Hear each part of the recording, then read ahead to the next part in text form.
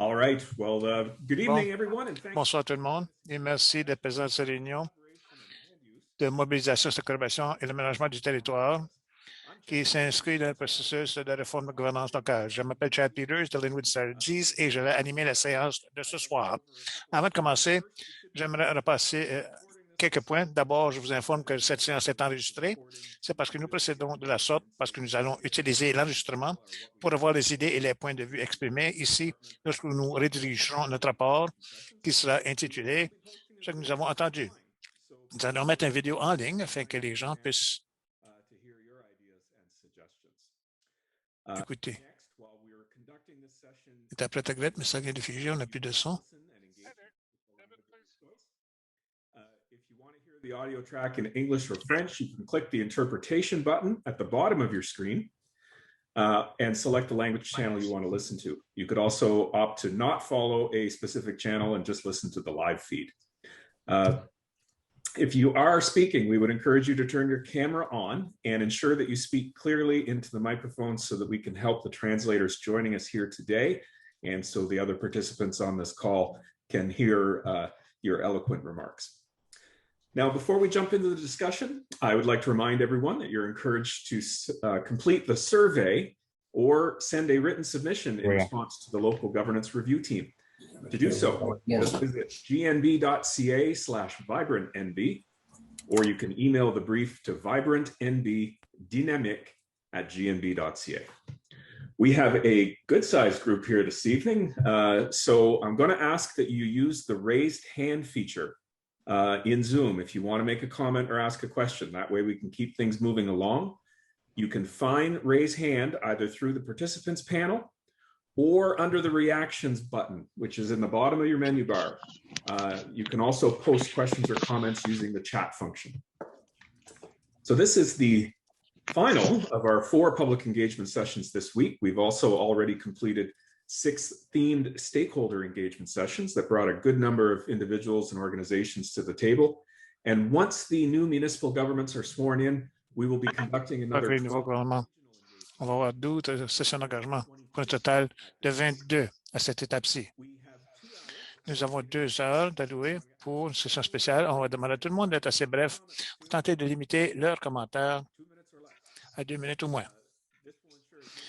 Ça permettra à plusieurs personnes de possible pour exprimer leur point de vue. Si vous avez beaucoup à dire, nous vous encourageons de faire une présentation écrite à l'équipe de révision du gouvernement local, comme on l'a dit. Et pour avoir une discussion ouverte, nous avons adopté certains règlements quant au dialogue que nous aimerons vous mettre au courant. Les participants dans la session sur la réforme de gouvernance locale doivent observer les règles de dialogue respectueux et à défaut de respecter, les participants pourraient se voir exclure de la séance. On n'a pas eu à faire cela cette semaine et nous voulons aller pour 4 pour 4. Alors, voici les règlements, je vais les couvrir. Les participants acceptent d'échanger de façon ouverte, sans être grossiers et injurieux, sans intimider qui que ce soit. Les participants acceptent d'exprimer leurs idées dans le temps qui leur est alloué afin de permettre à tous de s'exprimer. Les participants acceptent de suivre les instructions de l'année. All participants agree to treat opinions and ideas with mutual respect and consideration, and all participants agree to have respect for everyone in the session. Now, housekeeping is all out of the way. Chad, just before you begin, there might be a translation. So to kick things off, first thing I'd like to do is just remind everybody and ask everybody. J'aimerais rappeler à tout le monde de vous assurer que vos microphones, j'entends des conversations qui se passent à l'arrière-plan et c'est difficile pour tous les autres d'entendre les participants. Et maintenant, j'aimerais inviter l'honorable Daniel Alain, ministre de gouvernance locale et de la réforme gouvernementale locale, à offrir quelques remarques. Monsieur le ministre, vous avez la parole. Cher le ministre, juste avant de commencer, est-ce qu'on peut s'assurer que la traduction fonctionne? Il y a des notes qui disent que ça ne fonctionne pas. Bon, on va voir. J'ai le bouton qui fonctionne. Monsieur le ministre, c'était des interprètes. I'm hearing the French feed right now. Moi, j'entends la traduction française maintenant. Bon, ça va? Oui. Bon, très bien. Je pense que ça, on est bon pour y aller. Monsieur le ministre Alain. Bonsoir tout le monde. Je suis ravi de me trouver parmi vous aujourd'hui à cette belle journée printanière. Nous avons des jeux de hockey ce soir. Il y a des gens qui vont quitter à 8h25 pour appuyer les Canadiens de Montréal. Ça, c'est bien. Et nous avons eu 3 sessions d'engagement public cette semaine. Et je sais que nous allons en avoir une autre discussion, une bonne discussion ce soir. Cette réunion, c'est à propos de partager vos idées et vos préoccupations. L'engagement public est un aspect très important de ce processus. En total, nous allons avoir 22 sessions d'engagement formelles d'ici la fin de l'année. Et nous avons eu plus d'une centaine de réunions de réforme gouvernementale et ce chiffre augmente sur une base quotidienne. La réforme de gouvernance locale, c'est le processus de changer ce que nous avons dans ce que nous voulons et ce qu'il nous faut et ce que nous voulons. Il y a certaines régions de la province qui ont déjà discuté à maintenir les services tels la protection d'incendie. Et je sais qu'on peut avoir une discussion franche et ouverte ce soir, de nouveau, et j'apprécie vraiment que vous preniez partie ce soir et qu'on apprécie votre temps et votre effort et vos discussions et vos opinions. Ce sera une bonne discussion.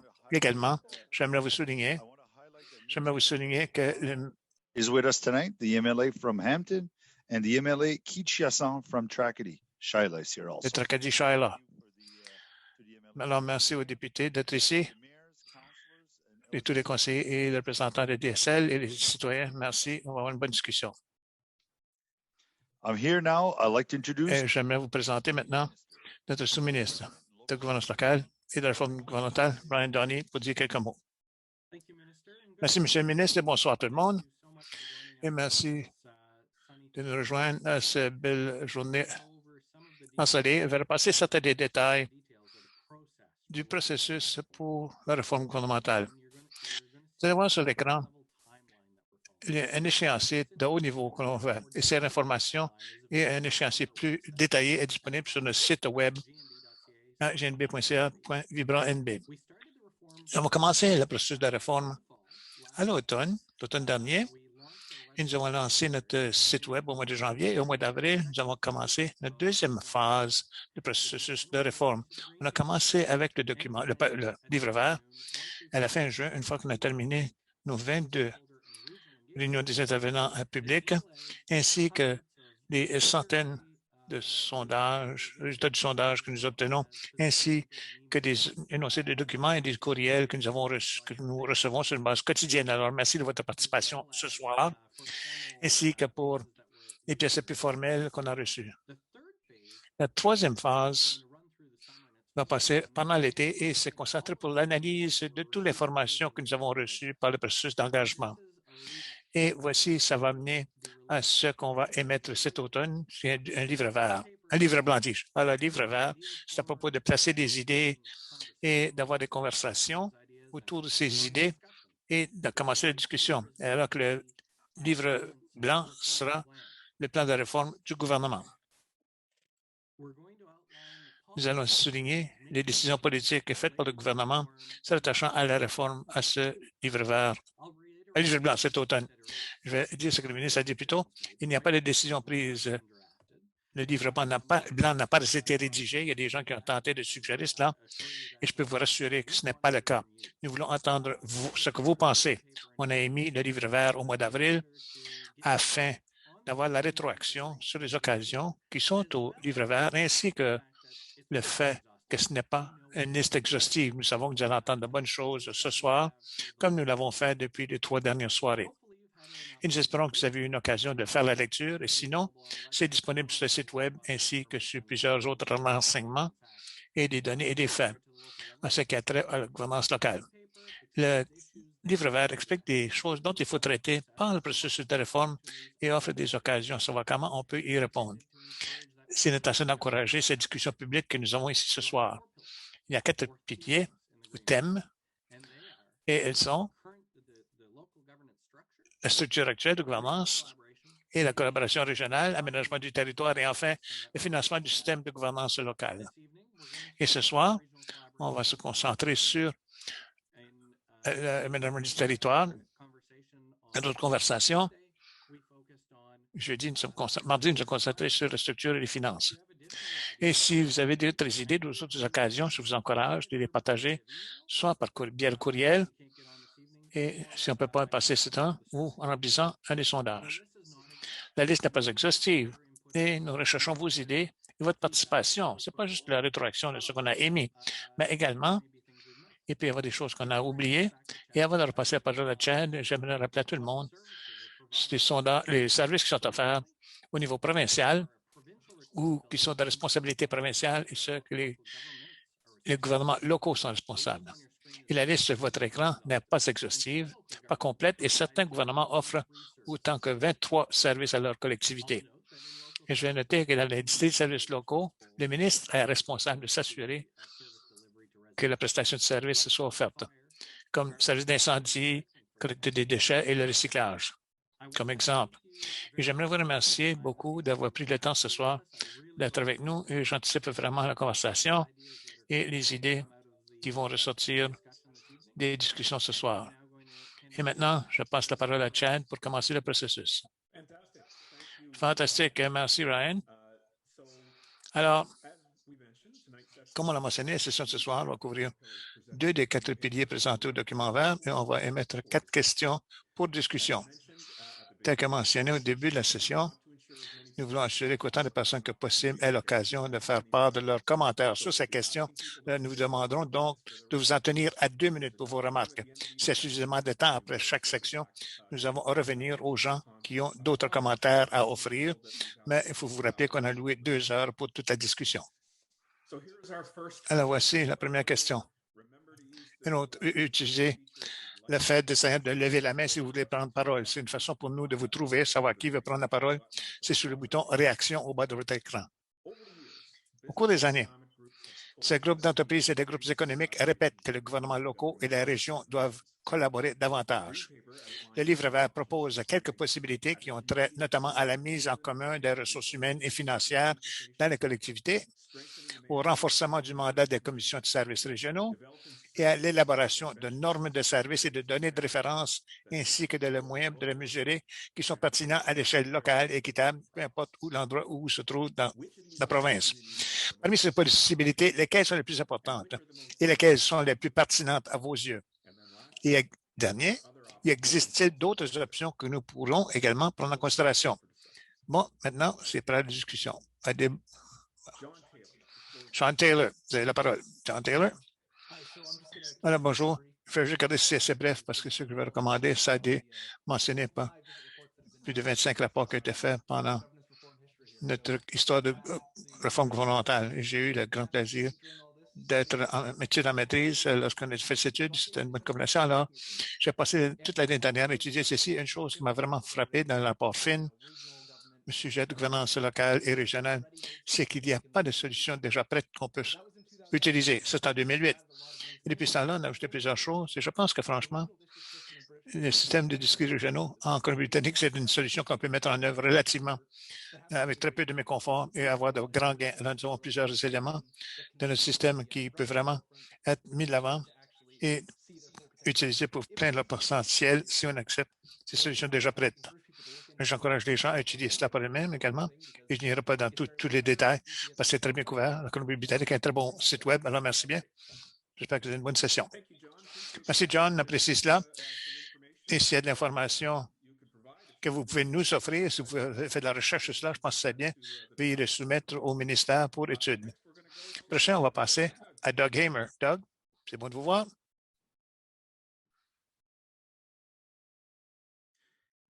You're on mute, Doug. Ton micro n'est pas ouvert, Doug. Bon, voilà. Bon, merci. Mon vécu, c'est un service d'incendie, un candidat aux élections. J'apprendrai la semaine prochaine si j'ai été accepté ou non. Et la question des partitions pour les services d'incendie, les gens ne sont pas au courant peut-être, et je ne vais pas en chasser cela ce soir. Autre que la question qui se passe au Nouveau-Brunswick à l'heure actuelle, c'est que la plupart des pompiers volontaires qui sont mentionnés 5 reprises dans le livre vert quant au défi avec les ressources humaines, c'est bien sûr qu'il y a des défis de retenir les gens, mais la question de répartition qui est vraiment importante pour avoir ces gens sur la route, il y avait eu des négociations entre plusieurs des municipalités pour la répartition des services d'incendie et ce qui a été offert au DSL, aux municipalités, c'est une augmentation sur le service d'impôt. Pour dire cela, c'est 27 000 $ pour Salisbury et la région voisinante. Lorsque j'ai fait un peu de recherche, j'ai appris que à l'île du Prince-Édouard, Médavis Croix-Bleue, qui est un service d'ambulance dans les 3 provinces ici, offre ce service pour 1200 $ par année. Et je dis cela comme exemple.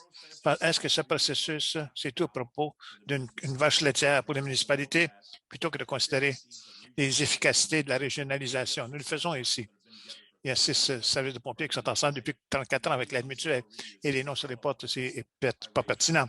Là, je soulève cela. Le ministre et moi-même, nous avons déjà parlé de cela brièvement il y a quelques mois, mais je pense que c'est un exemple où plusieurs personnes dans les DSL et les petits villages ont peur de cela, c'est que leurs impôts vont monter en flèche pour financer les municipalités, les plus grandes municipalités, et peut-être de façon inappropriée lorsqu'il y a d'autres façons efficaces de faire entreprise. Merci bien, Doug. T'apprécies? Prochain, on va aller à Justin Hatt. Bienvenue, Justin. Merci. Oui, bien sûr, je suis dans un DSL également et nous avons eu ces conversations avec la collaboration régionale, avec les ministres maintenant. Nous avons comme un encadrement ensemble pour les faire partager des loisirs, et ainsi de suite. Cependant, comme je l'ai souligné au ministre et dans la dernière session qu'on a eue jeudi dernier, qu'il y a eu des controverses avec cela, avec les municipalités qui réclament qu'ils ont ces projets de collaboration en voie, mais elles ne sont pas prêtes à avoir un budget pour les loisirs eux-mêmes. Cependant, elles demandent pour tous les autres payent pour, peu importe. Il y a une grande préoccupation à ce sujet et ça a été mentionné la réunion de mardi de la part de municipalités qu'ils aimeraient que les DSL paient pour ces choses. Cependant, les DSL sont rarement consultés à ces projets avant qu'ils commencent même. Alors, pourquoi est-ce que les DSL, tout d'un coup, devraient payer, mais ne sont même pas consultés? Alors voilà, il s'agit d'un grand problématique, plus particulièrement ici, dans la zone 10. Il y a eu des projets tels l'Arena à Blacks Harbour et l'Arena à Saint-Stephen, où ces municipalités n'ont pas communiqué avec les DSL et tout d'un coup, ah oui, nous voulons que vous payiez pour cela parce que vous les utilisez. Mais je pense qu'une meilleure approche, s'il y a une question de financement pour ces projets, il devrait avoir un taux local pour leur propre personne et ensuite un taux général autrement. Mais de demander au DSL de payer pour ça, je ne pensais pas correct. Merci, c'est apprécié de nouveau. Prochain, on va aller à Guy Groux. Guy, c'est bon de vous voir. Ah, bonsoir. C'est bien d'être de retour. Et je pense que je peux placer une perspective un peu différente sur la question des services partagés. Et vous ne pouvez pas parler des services partagés sans parler des subventions de péréquation qui ont été mises en place pour aider ces collectivités qui étaient défavorisées économiquement.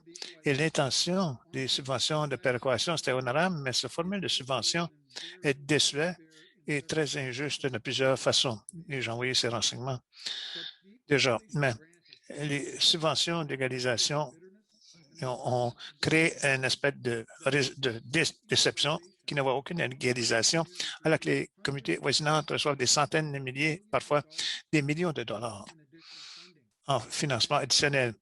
Et ça rend très difficile, vraiment difficile d'entrer en discussion sur les services partagés lorsqu'il y a une perception que pas toutes les collectivités sont traitées de façon juste.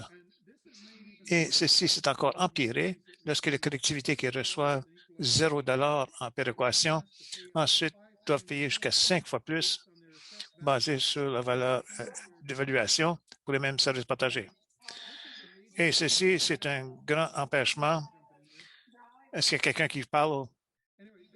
De toute façon, il s'agit... C'est difficile d'entendre parce qu'il y a quelqu'un qui parle au téléphone pour le service à partager.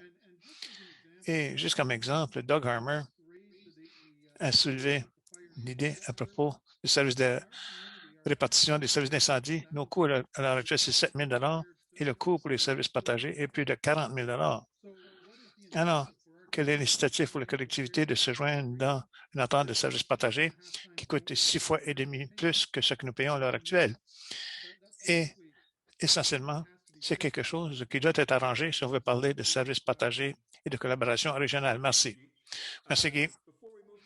Avant de passer au prochain intervenant, Linda Walsh, il y a des commentaires affichés sur le chat des gens qui demandaient si vous pouvez vous identifier de quelle communauté de la région où vous venez, et si vous vous sentez confortable à faire cela. Alors, s'il vous plaît, vos contributeurs, collaborateurs, veulent le savoir. Je suis dans la paroisse de Saint-Patrick.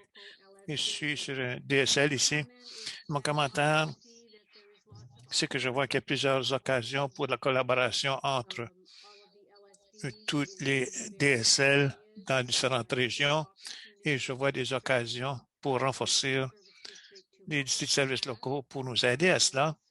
Mais également, je comprends et j'ai vécu ici toute ma vie qu'il y a une différence culturelle majeure entre les personnes qui vivent dans les municipalités plus formelles et les gens qui ont choisi un style de vie rural. Alors, il faut être prudent en suivant ce sentier, qu'on ne se retrouve pas avec des municipalités qui ont le bras fort, c'est-à-dire auprès des DSL qui ont l'habitude d'avoir un style de vie plus rural et plus tranquille. Alors, on est moins réglementé, nous ne s'attendons pas à avoir des trottoirs et des éclairages de rue. Ça ne fait pas partie du style de vie rural. Bon, très bien. Merci, Linda, c'est apprécié.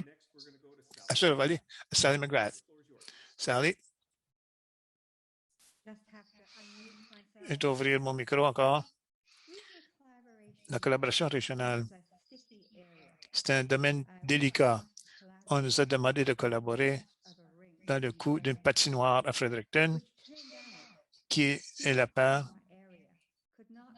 où les étudiants d'extérieur ne pouvaient pas y jouer parce que c'est seulement dans la division A que vous y avez accès. Alors, les délimitations pour les associations de hockey étaient écrites, étaient rédigées dans notre DSL. J'ai écouté les maires, les personnes qui veulent être les maires à Fredericton, et c'est intéressant. Ils ont mentionné un centre de performance régionale, une piscine régionale. On a 3 piscines qui prévoient. Et je me demandais combien d'utilisations est-ce que les gens de ma région, qui est la vallée Nashwauk, ils obtiendraient de ces centres, ces installations, parce que certainement, on va payer pour. Alors, voilà mon problématique avec la régionalisation. Merci. Merci bien, Sally, c'est apprécié. Ensuite, nous allons Elad. Elad. I'm Elad Yaron. We live in RSC 11. J'habite dans SRC 11, Rochegonus. Et oui, parce que c'est lié à la régionalisation, je pense que Sally a bien parlé. Ils sont vraiment corrects avec cela. Essentiellement, on nous demande de payer les municipalités dans nos régions pour des services qui ne sont pas raisonnables pour nous, même si on n'a pas accès. Si je vais aller au Parc Odell, je vais trouver Fredericton, je vais aller. L'interprète regrette, mais le son coupe. Je conduis, marcher 20 minutes. Je conduis 24 minutes pour me rendre au Parc Odell. Vous me demandez de payer pour cela. Et je sais que si j'y vais, demandez-moi des frais d'usager. Je suis 100% en faveur de cela. Je pourrais faire pour rien. J'ai certaines attentes de mon DSL, les services que je reçois, mais des choses que je ne peux pas avoir accès de façon raisonnable. C'est comme...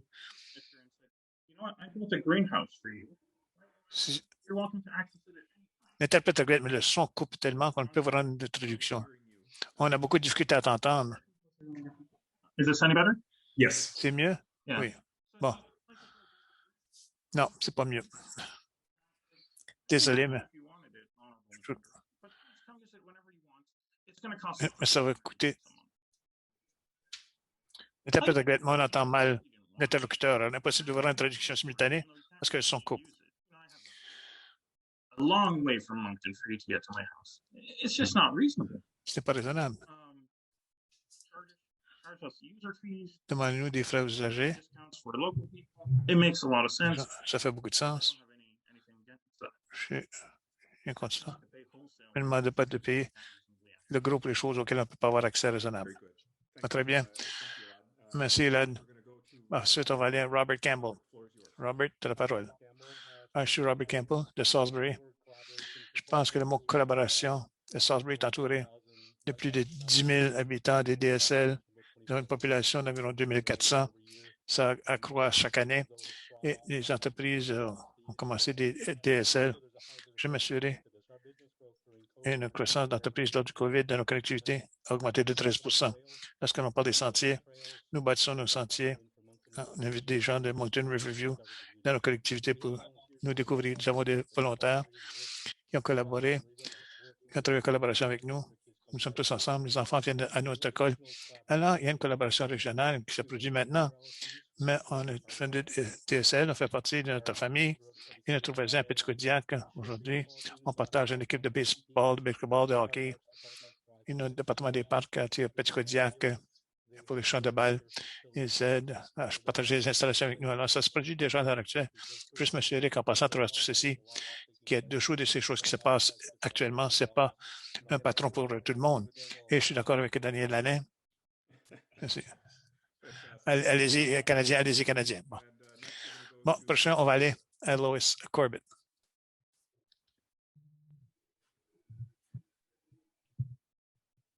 Sorry, mute button issues. Sorry Une about that. question de micro, excusez, désolé. Merci bien, Monsieur le ministre, le personnel. C'est une question pour mes commentaires. Ça vous égal. J'étais très déçu dans le livre vert quant à la protection environnementale, principalement parce que je sais que c'est à votre radar. Et on joue avec les micros. Je t'appelle de nouveau regrette, mais le son est affreux. Nous pouvons rentrer pour la protection de nos ressources naturelles et aider à nous garder dans les deux crises que nous avons vécues, la biodiversité et le changement climatique de la planète, de quoi la prévention des inondations, l'adaptation au changement climatique, réduire les gaz à effet de serre, à travailler ensemble pour protéger l'eau en amont. Travailler ensemble afin pour les communautés de protéger l'eau C'est en quelque amont chose qui est pour dans tout les ce qu'on a fait au collectivités Conseil de en amont. conservation qui unit les gens du Alors, nous Nouveau-Brunswick. sommes des Néo-Brunswickois, qu'ils soient en milieu urbain, en milieu rural ou entre les deux. C'est si important que la réforme municipale doit tenir compte aux besoins de collaboration, l'argent, les ressources et tout le reste puissent protéger toutes ces choses-là qui sont si importantes pour le milieu urbain, l'air propre, l'eau propre et la protection de l'environnement. Donc, je m'attends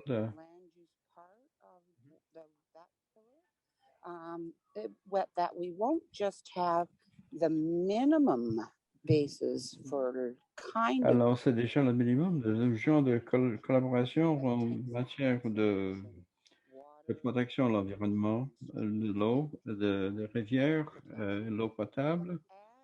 Également, ajoute un modèle de 2021 à toute la planification, à l'aménagement du territoire, de sorte que les urbanistes et les responsables du gouvernement local puissent s'asseoir et dire ce n'est pas un bon projet. Merci beaucoup. Nous devons passer maintenant à notre prochain intervenant, M. Bob Pittman. Sur la question de collaboration, il y a des pour et des contre.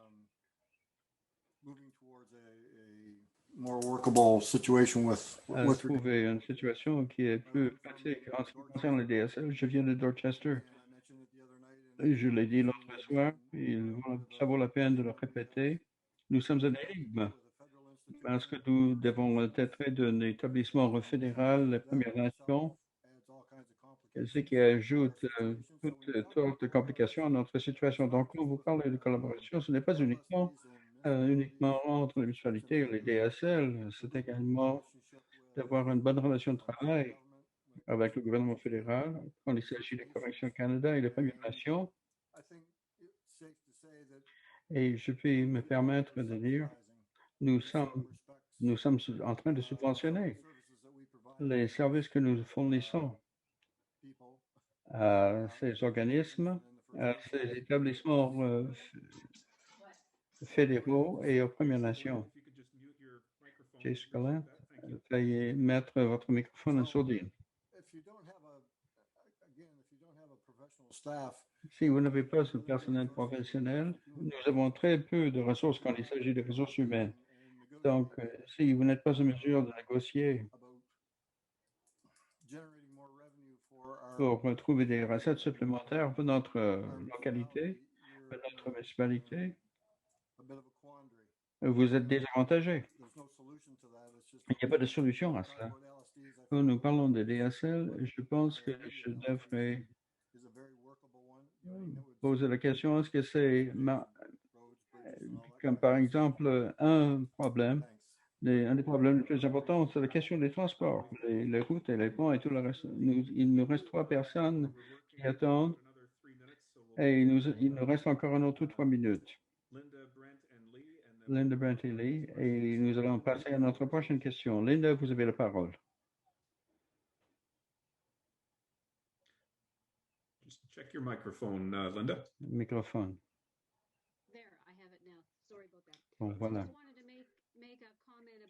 Et je voulais faire un commentaire en ce qui concerne les coûts. On parle de coûts de loisirs dans les municipalités et le fait que les gens de DSL payent une partie des coûts. Dans notre cas, c'est très difficile de comprendre le coût. Alors, j'étais une fois à Saint-Stephen pour nager dans la piscine. Le bureau municipal se trouve dans cet établissement. Il y a des lieux de rencontre également. St. Andrews, il y a un club privé, il y a un centre du mieux-être, il y a un genre de cafétéria, en plus de patinoire, et il y a un théâtre également. Donc, quand il s'agit de faire un calcul des coûts, quels sont les véritables coûts de la patinoire ou d'une piscine dans un complexe qui a beaucoup de fonctions? C'est très difficile. Merci, Linda. Passons maintenant à Brent York et nous terminerons avec Louis. Oui, bonjour Brent York. Je viens également de l'Archegornish, DSR. Nous sommes venus ici afin d'établir une petite ferme. Alors, l'aménagement des terres est très important pour nous. Je ne parle pas de mon nom personnel, mais si vous commencez à changer les choses comme le zonage et établir les règlements en ce qui concerne le zonage, et ça relève des personnes qui ne sont pas dans la localité où il y a des activités comme l'exploitation agricole, il y a des conséquences néfastes pour les personnes qui veulent produire leurs propres aliments pour devenir indépendants. Notre Premier ministre a dit que nous avons besoin d'être autosuffisants.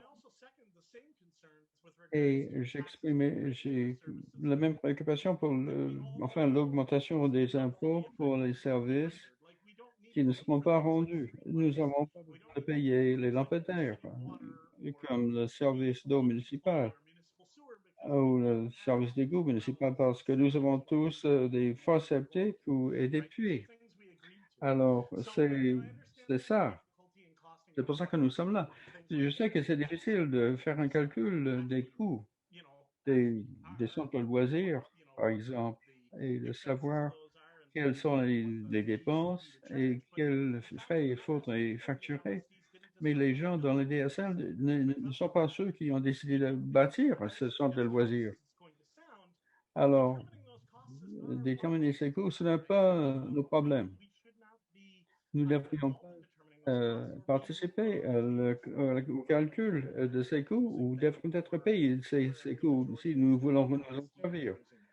Et parce que la majorité des gens dans le DSL ne s'en servent pas. Et s'ils s'en servent, ils devraient payer leur part. Alors, ce sont des gens qui servent de cette installation qui devraient payer la note. Merci. Thierry, qui va terminer cette séance. Oui. Bonjour. Personnellement, je ne suis pas contre au partage des coûts avec entre municipalités. Notre DSL est tout près du village de Pastor Rock. Mais ce dont nous avons besoin, Linda l'a soulevé déjà, nous avons besoin de savoir la communauté avec qui nous serons fusionnés doit avoir ce livre. Parce qu'il y a des efficacités et des mauvaises pratiques, nous ne voulons pas le subventionner. Et l'autre point important sur la collaboration, c'est que les gens collaborent quand c'est à leur avantage, quand ils ont un intérêt commun. J'ai mentionné lors d'une des séances précédentes, et c'est trop grand, trop long. C'était bâti sur une base de population. Mais quand il y a, vous ne pouvez pas approcher beaucoup pour ce qui est des installations sportives. Ça n'a pas marché avec le sport. Alors, plus vous êtes éloigné des intérêts locaux, moins que vous pouvez exercer du contrôle. Donc, je suis favorable au statu quo, partager les coûts pour les choses dont nous profitons comme un genre de ticket modérateur. Parce que ce n'est pas nous à nous, ce n'était pas à nous qui avons décidé de bâtir l'installation en question et nous ne devrions pas avoir à le payer. Passons maintenant à la deuxième ronde. Et les deux derniers intervenants avaient des observations sur l'aménagement des terres. Notre possibilité, proposer de livrer un traite une meilleure coordination entre les plans d'aménagement du territoire et tout aménagement futur pour permettre, entre autres, de lutter contre l'étalement urbain, les lotissements ruraux, de gérer le développement industriel et de protéger les ressources naturelles des exploitations agricoles. Comment les gouvernements locaux devraient-ils, selon vous, gérer ces types d'enjeux? Alors, je vous passe la parole. We'll start with Vernon. Commençons avec Vernon. Hi, how are you tonight? Oui, bonsoir, comment allez-vous? I like the prospect of J'aime bien l'idée rural areas having a good que les régions rurales when it comes to land use planning, and I think aient une meilleure organisation en matière d'aménagement des terres. Dans certaines régions, ça va mieux que dans d'autres, rural areas don't have to contend parce que les régions rurales n'ont pas à faire de la concurrence avec les municipalités when they're talking about the et ils doivent porter un autre chapeau quand ils font partie d'une commission régionale. but you go to another region and Mais quand vous visitez une autre région, rural, c'est plus rural. so more of the agenda. Et donc, l'ordre du jour porte davantage sur les besoins ruraux. Trying to build support Alors, je pense que nous avons assez bien fait pour soutenir l'urbanisme en milieu rural. Si vous êtes dans un milieu incorporé ou non incorporé, sort of communities of interest and how ces communautés d'intérêt et comment vous les définissez, boundaries are et les bornes sont très importantes. it's a kind of collaboration. C'est un genre de collaboration, c'est un exercice en collaboration, c'est une possibilité, une opportunité de faire mieux que nous avons fait dans le passé en matière de planification. Voici les bornes, voici le nombre de personnes dans vos collectivités, c'est bien. Mais donner à la population une possibilité de quelles sont vos bornes?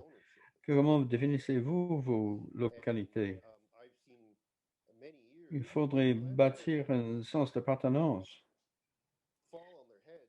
Alors, beaucoup de ces commissions sont réunies par un nouveau plan. Personne like you want to be the government. Vous voulez être le gouvernement pour que le gouvernement ne vous impose pas sa volonté. Mais pour ce faire, le genre de collaboration doit être plus flexible. Pourquoi nous ne pouvons pas obtenir nos services d'urbanisme de la part de notre municipalité rurale? Excellent, Vernon. Donc, il faudrait passer aux prochaines conférences. Daniel Savard, allez-y. Okay, hi. Yeah, well, Oui, bonjour. in regard to land use planning in the Quant province, I think, I mean, l'aménagement de territoire au Nouveau-Brunswick, very often on the idea that nous pensons que ce que nous avons maintenant devrait être légèrement modifié et tout ira bien. Mais je regrette de vous dire que ce que nous savons maintenant en matière d'aménagement du territoire, c'est le minimum du minimum pour éviter l'horreur qui peut se produire dans l'urbanisme. Si on voulait ajouter la durabilité à la planification, il faudrait amener des nouveaux concepts. Il y a un concept qui a été développé par la province qui s'appelle la conception durable communautaire. Ça existe depuis bon nombre d'années, mais la province, je regrette de le dire, le gouvernement n'a rien fait, n'a pas facilité la mise en œuvre de cette conception et n'a pas encouragé les communautés de s'en servir et de la mettre en œuvre. Nous pouvons reconsidérer le critère de l'intégration de l'intérêt régional et l'intérêt local, tout ensemble. Planification régionale, planification des politiques provinciales qui sont liées avec l'avenir des communautés locales et les objectifs communs. Si ce n'est pas le cas, si nous perdons notre temps. J'ai bien aimé le fait qu'il y a des personnes ici qui parlent du modèle de l'économie britannique semble marcher pour l'économie britannique, mais il faudrait l'adapter à notre contexte particulier de Nouveau-Brunswick. Mais il y a beaucoup de bonnes idées qui ont été lancées dans cette province et ça pourrait apporter des bénéfices pour le Nouveau-Brunswick. Merci, Daniel. Passons, Liad. Yeah, Tuesday. Mardi, And zoning, right? nous avons parlé du zonage. And I wanted to extend on that since this is the current. And I actually want to say something positive about. Et je voulais dire quelque chose de positif quant à cette séance. Quand nous avons cherché à acheter cet endroit, Absolutely fantastic. One of the nice things about this area where we alors, have un des avantages de cette région, c'est que le zonage est très souple et il existe un plan d'aménagement du territoire. We're having a hard time hearing you. I Nous think avons beaucoup de misère à vous entendre. Et je pense que c'est votre main nous empêche de vous entendre. Vous touchez le microphone peut-être.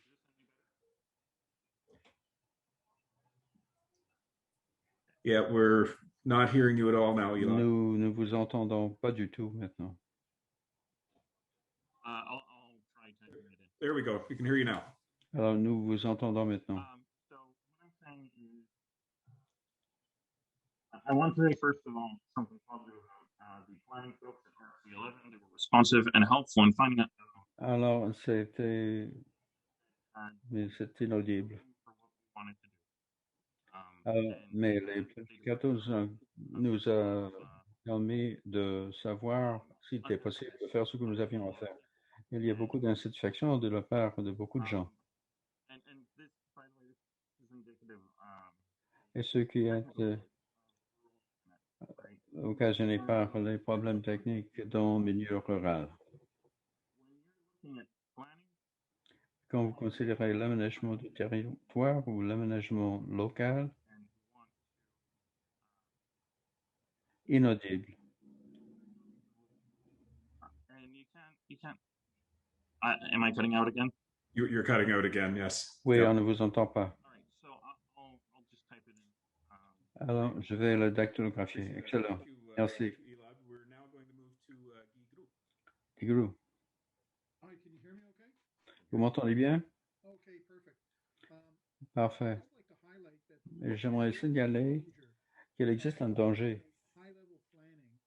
quand la planification de la province devient obligatoire et ça peut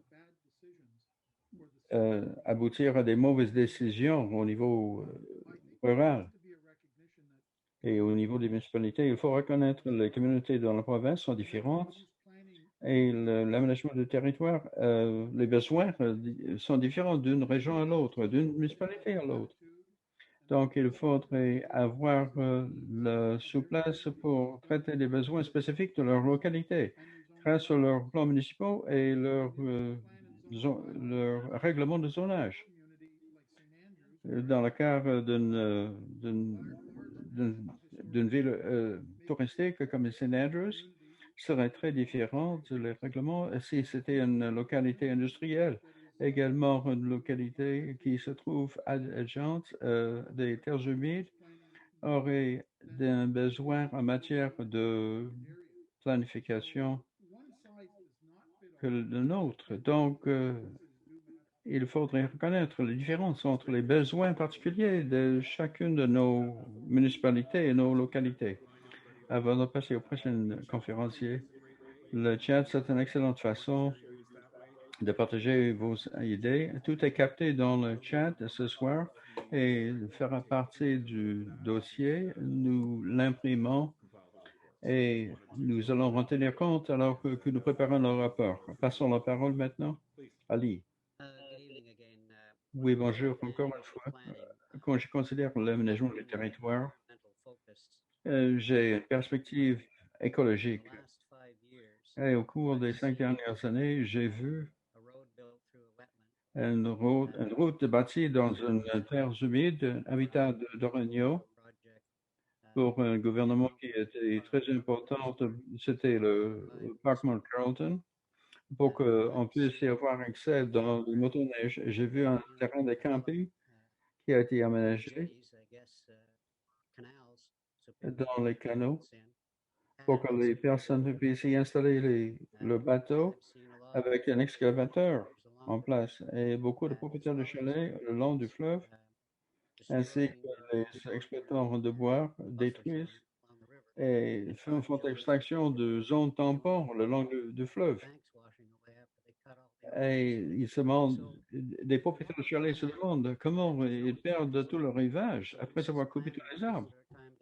Alors, c'est tout à fait inutile d'élaborer une planification sans avoir les inspecteurs nécessaires. Nous avons peut-être 2 inspecteurs dans tout le ministère qui couvrent un grand territoire. Il faudrait plus de surveillance. C'est que peut-être qu'ils n'ont pas les ressources nécessaires pour faire le travail.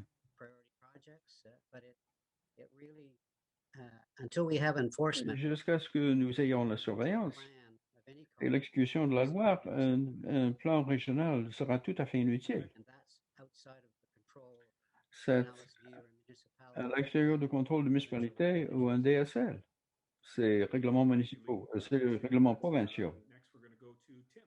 Passons à Tim. Oui, bonjour. Je m'appelle Tim. Je suis de la Chine, tout près de Pearly Beach. J'aimerais vous dire que la réforme de la gouvernance locale, qui devrait regrouper des communautés de localités qui sont similaires. J'habite un endroit qui a des problèmes de changement climatique et la montée des mers. Et je fais partie d'un groupe de pression et tout le long de la côte est de Nouveau-Brunswick, il y a des groupes similaires qui souvent font des recommandations, passent beaucoup de temps à comparer les rapports sur l'aménagement du territoire, l'aménagement des terres, et afin de contrôler le développement. Mais quand le gouvernement provincial prend une décision, on consulte les plus grandes municipalités, pas nécessairement les DSL. Donc, ce que je vous suggère, s'il y aura une réforme des municipalités, quelque chose comme les grandes régions rurales qui ont été identifiées dans le livre vert soit considéré comme une option, pas forcément pour lier les petits DSL aux plus grands centres, mais de faire en sorte qu'un groupe de DSL qui ont des problèmes similaires, d'en faire une unité, d'en faire une municipalité. Merci beaucoup. Passons à Saint-Graph. Your microphone, Sally. Microphone, s'il vous plaît. Still having an issue there. Il y a toujours un problème de microphone. There should be a mute button down in the bottom right. Il devrait y avoir un piton pour vous mettre en sourdine et pour ouvrir le microphone à droite. Voilà. L'aménagement du territoire et le zonage. La province a besoin de faire un plan d'aménagement parce que nous serons de le faire à cause des changements occasionnés par le changement climatique. Et ça m'écoeure quand je conduis le long de la rivière Nashwauk et je vois le plein d'inondations et perd sa terre arable dont on se sert pour embellir les terres de la municipalité. Il y a une conséquence, pas seulement d'enlever la terre de la production, de l'alimentation, il y a des conséquences pour la rivière et pour les poissons. Et dans notre région est perçu comme un lieu de loisir pour les gens qui font le canotage et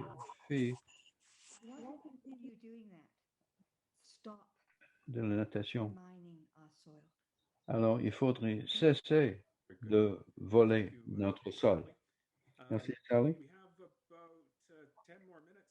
Il reste encore 10 minutes pour cette section. Est-ce qu'il y a une autre personne qui voudrait offrir un commentaire? Brian Wilson.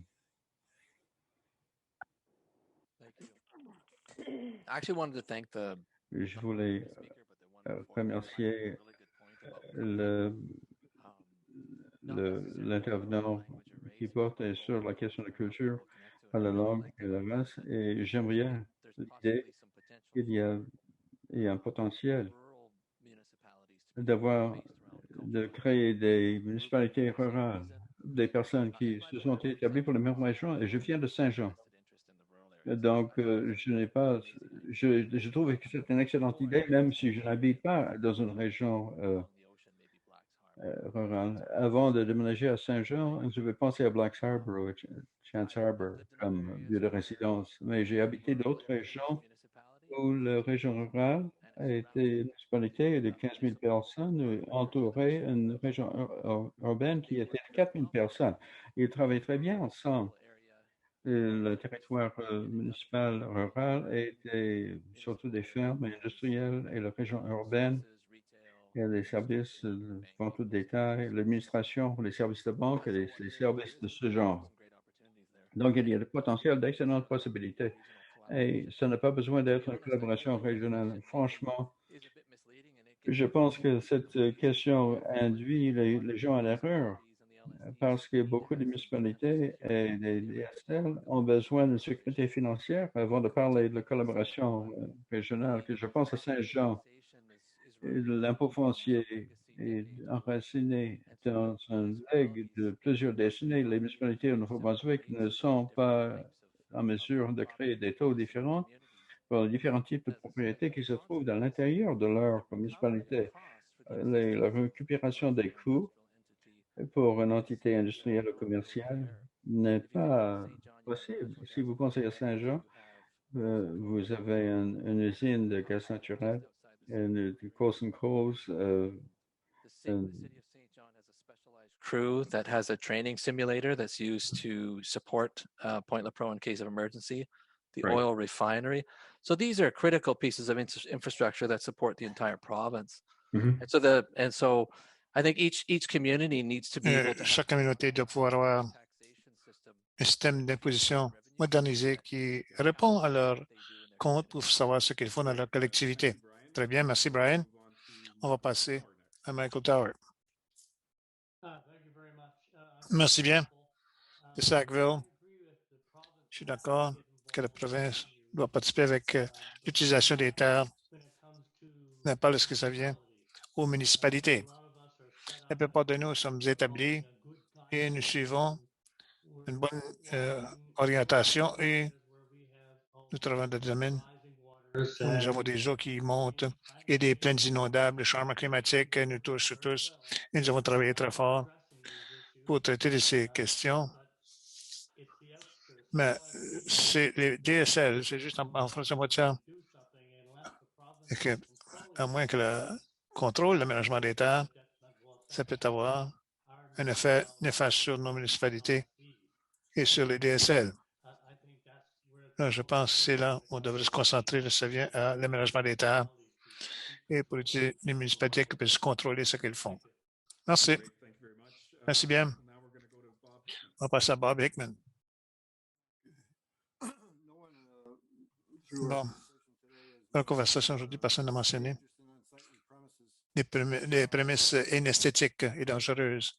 Je constate cela qui tombe dans la planification et l'aménagement des terres dans cette catégorie, c'est-à-dire notre petite municipalité, enfin, par frustration, embauché son propre agent d'application des règlements pour être policier des sites inesthétiques dans notre collectivité.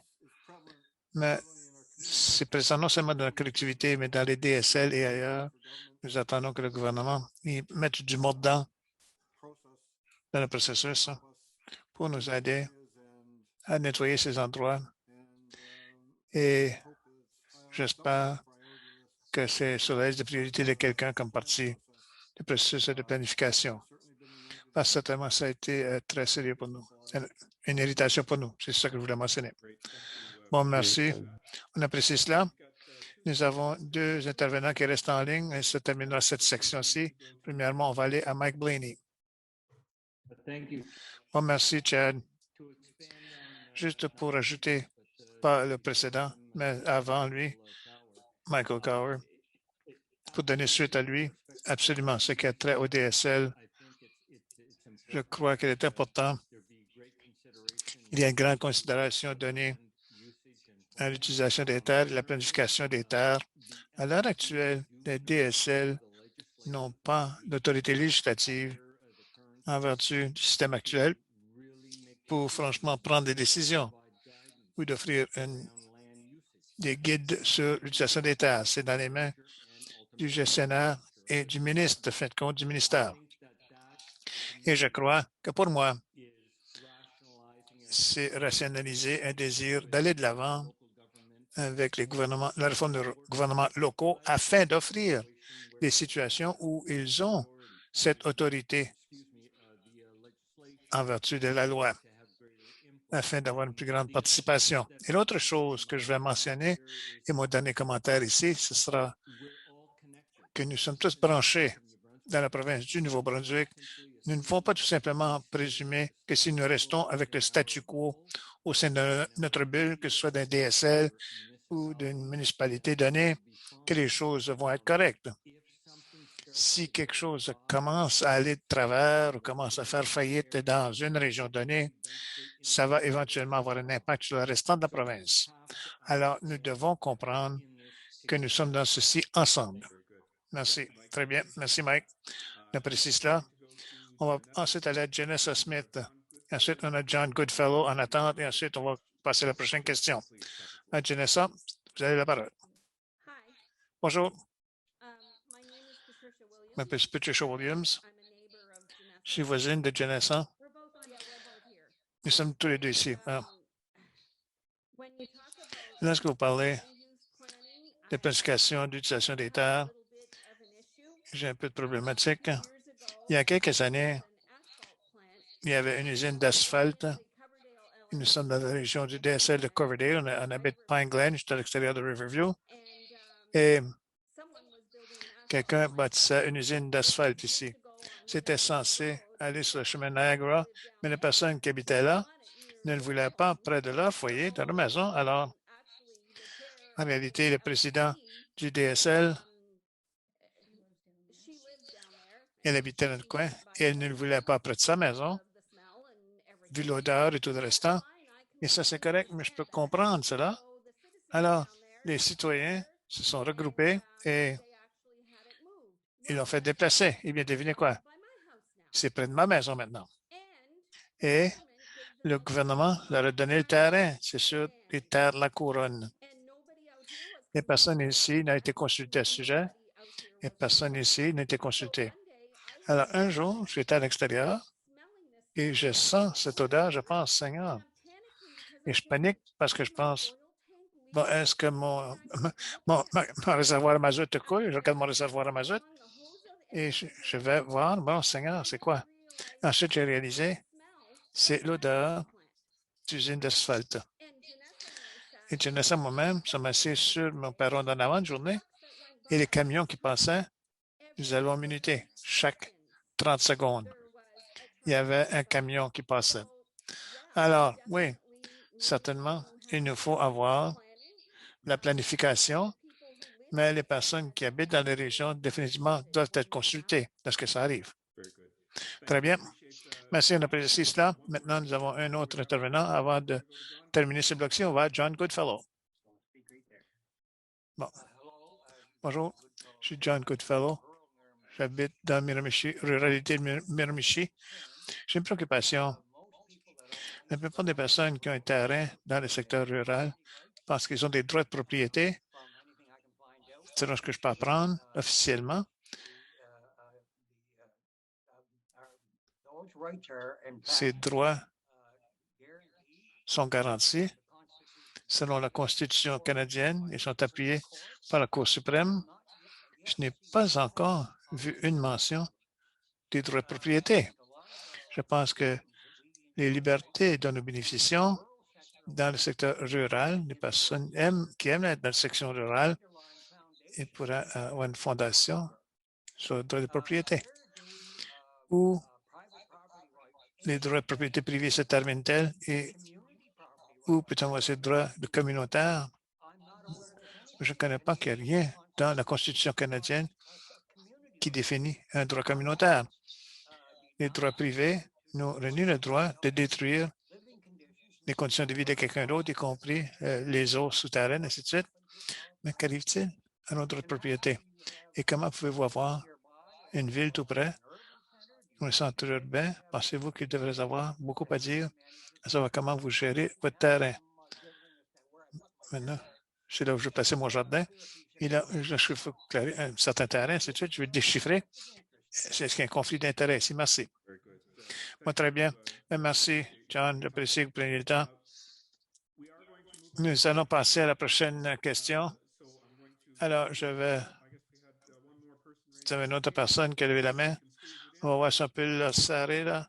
Vernon, si tu es rapide, on peut t'écouter. Vernon? Désolé, Chad. J'apprécie vraiment tes pensées, John. Et malheureusement, nous nous trouvons dans une situation où il n'y a pas de base constitutionnelle pour le gouvernement local au Canada. Et les provinces, comme créatures des provinces, les droits de communiquer, de composer avec les communautés, la façon dont ça va bien, la collectivité, malheureusement, l'approche du Nouveau-Brunswick a été considérablement moins encourageante et habilitante que d'autres provinces. Alors, j'aime vraiment si ça allait changer. Il y a eu des tentatives d'avoir une base constitutionnelle pour le gouvernement local, mais ils n'ont pas fait de grandes percées, malheureusement. Mais c'est une pensée à l'esprit des gens. Où allons-nous pour de l'aide si nous pensons que notre province nous renie la capacité de prendre nos rênes? Les rênes. Bon, très bien. Bon, merci, Vernon. Alors, on va passer maintenant à notre troisième bloc. On essaierait d'être ceci jusqu'à 8 heures. Nous avons 21 minutes pour discuter de celui-ci. Et il y a toujours une demande pour financer d'autres infrastructures, et non seulement au niveau local, mais ça vient au loisir. Il y a plusieurs ressources, des installations, des activités qui débordent les limites et que plus d'une collectivité pourrait utiliser. Parfois, certaines collectivités insistent pour obtenir une nouvelle patinoire parce que leur collectivité voisine en a une. On a vu certaines collectivités qui ont présenté des plans directeurs régionaux pour des infrastructures de loisirs en commun, mais pas tous n'ont choisi cette approche. Alors, lorsqu'on pense à ceci, comment pourrions-nous améliorer la collaboration entre les collectivités et la région et pourrions-nous nous recourir aux commissions de services régionaux pour accroître la collaboration dans les régions? Bon, vous avez la parole. Justin? Merci. Comme j'ai mentionné auparavant, avec la zone 10, nous avons un aréna dans le village de Black Harbor et la ville de Saint-Stephen. Et le CRR 10 a développé un plan ébauche pour un modèle à frais partagés. Cependant, comme je l'ai mentionné, le village de Black Harbor a admis publiquement par les médias sociaux qu'il n'avait pas de budget pour les loisirs eux-mêmes de novembre. Alors, et voilà, ici, on est au mois de mai et considère un nouveau groupe de représentants élus et il n'y a pas de budget prévu. Ils ont mentionné ceci comme un projet collaboratif, mais je n'ai rien pas entendu des DSL dans la zone qui ont mentionné cela. Et notre CSR dit qu'il y a 2 comtés dans le comté de York qui sont assez à bonne distance de chez nous, de Black Harbor. Alors, lorsque ça vient à l'idée de collaboration, ça paraît bien sur papier, mais il doit y avoir beaucoup de responsabilités placées sur ces municipalités pour s'assurer qu'ils ont les budgets eux-mêmes pour les loisirs et qu'ils ne demandent pas uniquement de l'argent de tous les autres. À la fin de compte, ça doit être quelque chose que les consultations avec toutes les personnes autour doivent se produire avant que quelque chose soit conçu et mis en place. Autrement, les DSL ne devraient pas s'attendre du tout à payer pour quelque chose qu'une municipalité a tout simplement parce qu'elle la voulait. Très bien. Merci, Justin. J'apprécie le temps de nouveau. Prochain, on va passer à Guy. Merci. J'ai 2 points ici. Le premier, c'est la collaboration entre les conseils municipaux et les commissions de services régionaux. C'est clé à la réussite de toute entente de frais partagés. À l'heure actuelle, il y a un débranchement entre les 2 groupes qui ont l'habilité et les pouvoirs d'une municipalité sont entrés dans le conseil, alors que les pouvoirs de la commission de services régionaux sont dans un conseil de maire qui ne sont pas imputables aux conseils municipaux. Heureusement, ça peut être facilement réglé en permettant aux conseils municipaux de nommer un représentant aux commissions de services régionaux et ces conseils plutôt que d'arbitrairement nommer les maires. Et ceci s'est fait en Colombie-Britannique et ça a bien fonctionné dans cette province. Le deuxième point que je voulais soulever, c'est lorsque vous parlez de collaboration régionale et en termes plus particulièrement d'installation de loisirs, il y a une tendance pour ces installations de loisirs de se trouver dans des régions à grande population qui égalisent les municipalités. Et je ne suis pas certain comment vous traiterez de cela. Je sais que dans notre CSR, on ne bâtirait pas une aréna près du dépotoir dans le milieu du DSL, mais je pense qu'il y a un parti pris inséré qui doit être réglé d'une façon lorsque l'on parle de services partagés, parce que la plupart des personnes à la table ici vont voir ceci comme étant les municipalités qui prennent de l'argent pour financer leur infrastructure qui se trouve dans leur municipalité, alors que ça ne peut pas être le cas, pas nécessairement le cas. Alors, je ne sais pas comment cerner ce défi. Merci. Merci, Guy. Merci, Guy. Ensuite, nous avons passé à Linda Walsh. Linda. Bonjour de nouveau. On ne peut pas défaire ce qui est arrivé dans le passé. Les municipalités ont des droits différentes infrastructures qu'ils ont établies et nous n'avons pas été consultés. Nous ne pouvons pas changer quoi que ce soit de cela, mais ce que nous pouvons faire, c'est de consentir qu'à compter de maintenant, en tant que plus grande région, nous pouvons trouver une façon de trouver un sentier pour travailler en collaboration. Et je vois que les DSL, et je crois que nous pouvons nous unir et travailler en collaboration.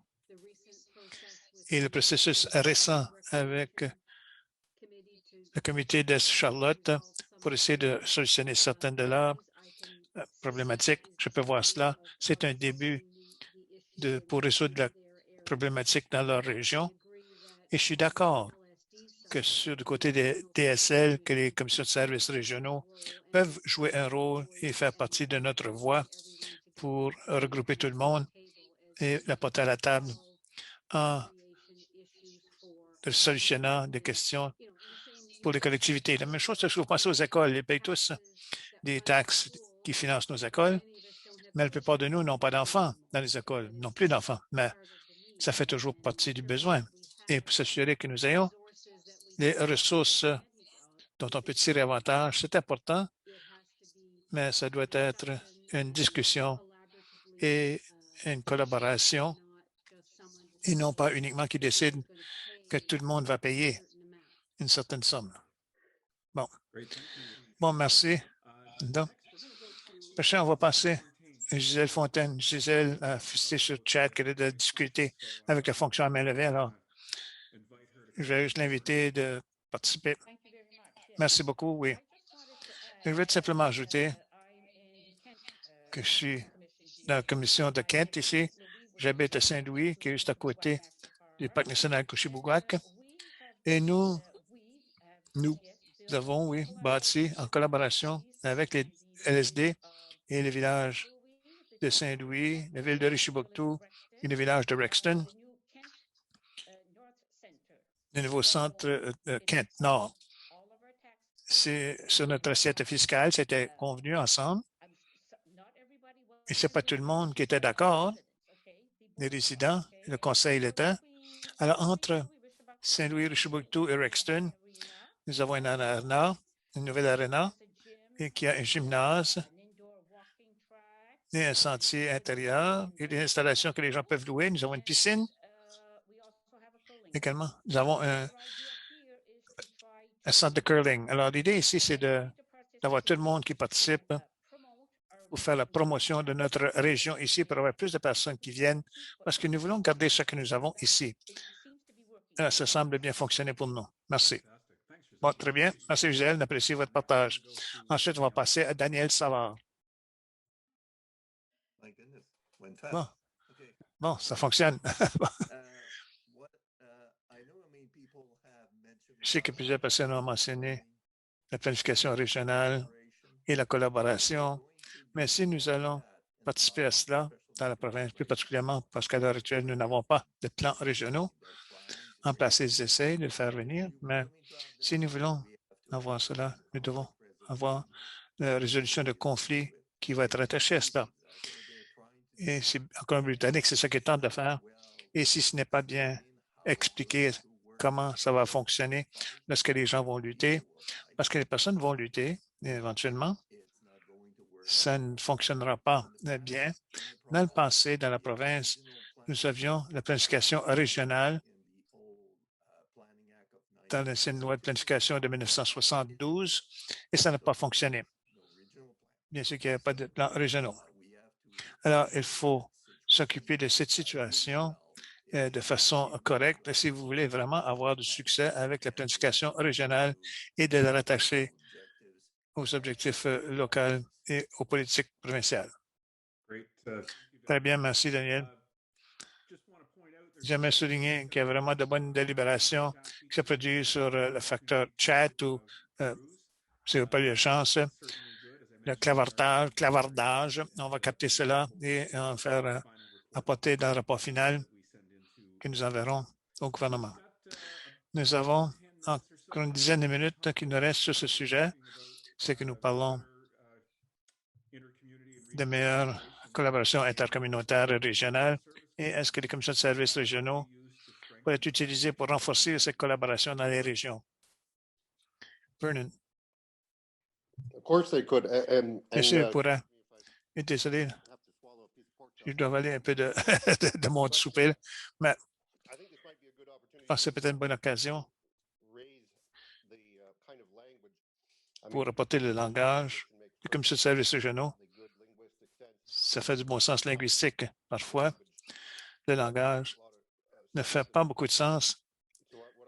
Là, ce à quoi je pense, c'est que l'approche orientée vers les services et le gouvernement local, ce qu'on voyait dans différents langages, lorsqu'on va en Nouvelle-Écosse, eh bien, ils ont l'équivalent à nos services Nouveau-Brunswick, c'est l'accès Nouvelle-Écosse, accès Nouvelle-Écosse. Alors, dans ce langage, ça établit le ton un peu, je crois. Alors, M. Savard, la conception de communauté durable, c'est connu comme les subdivisions de conservation. Je pense que ça capte bien le modèle de design conceptuel. Mais des communautés rurales, de quoi parle-t-on là? Est-ce que vous voulez dire communauté rurale avec la loi sur l'urbanisme? Est-ce que vous voulez dire une communauté qui est rurale? C'est quoi tout ce langage? Very good. Très bien. For that. Appreciate it. Merci, c'est apprécié, Vernon. Prochain, on va passer à Robert Campbell. Moi, je pense que Gisèle a frappé juste pour la collaboration qui doit avoir lieu. La commission de services régionaux pouvait aider, mais Petit Gars Salisbury, Petit Cadillac et Narena, on n'a pas besoin de dédoubler cela. Et nos enfants partagent ces installations ensemble. Nous avons et que les enfants de Petit Cadillac qui viennent ici, on partage les champs de balles, ainsi de suite, avec nous, avec les autres.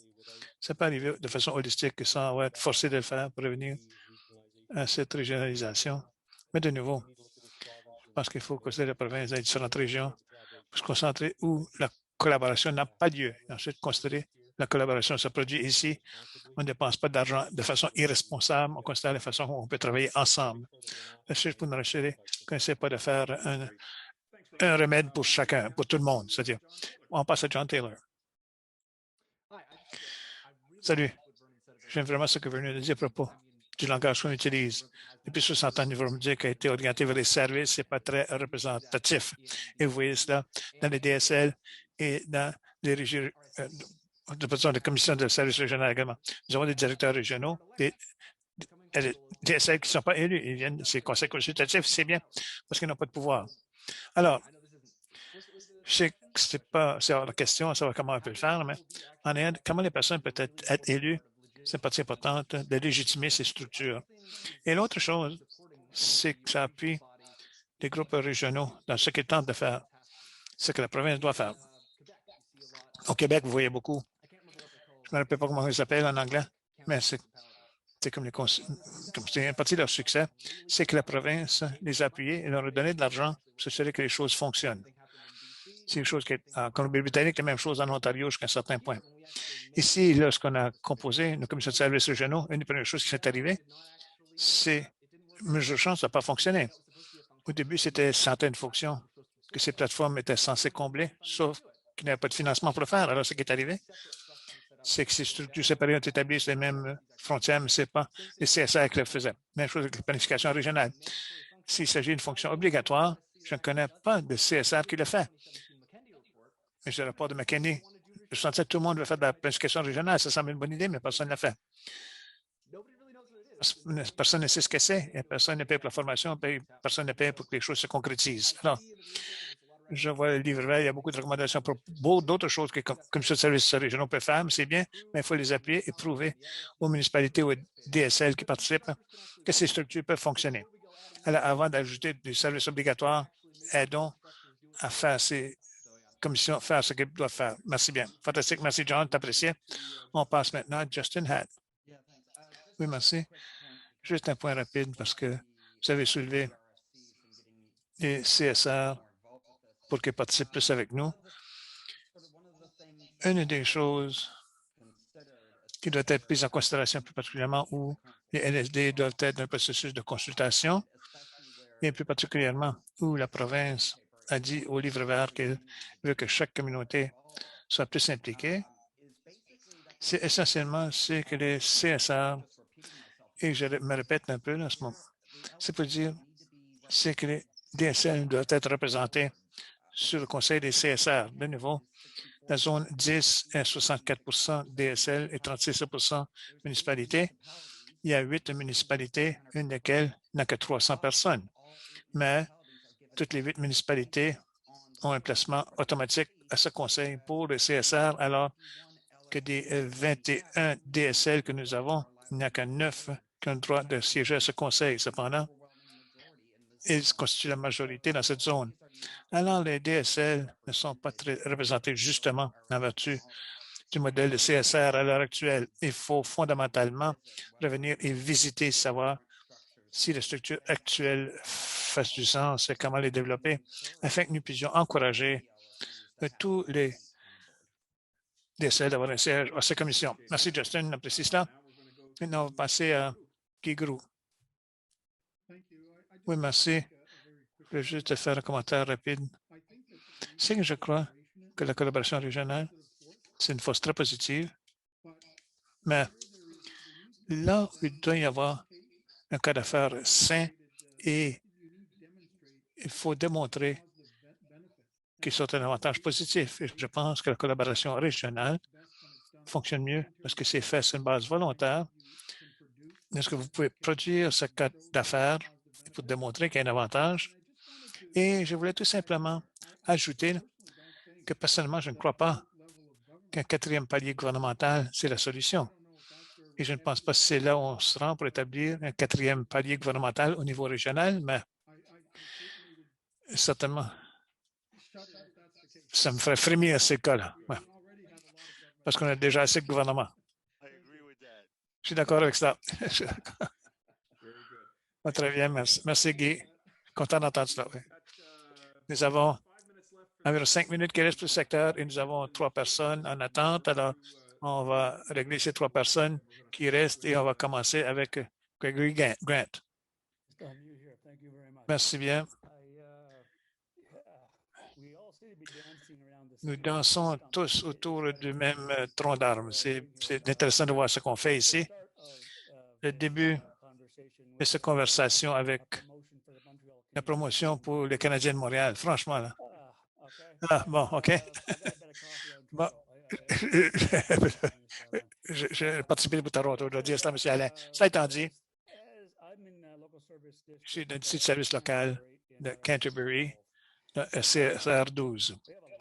Nous avons plusieurs personnes ici qui n'ont pas beaucoup de personnes qui sont en faveur de l'eux. Ils n'ont pas beaucoup d'accès à plusieurs choses.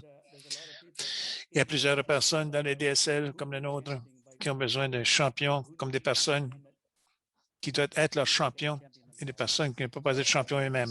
Alors, ça étant dit, c'est les CSR, c'est la réponse? Non.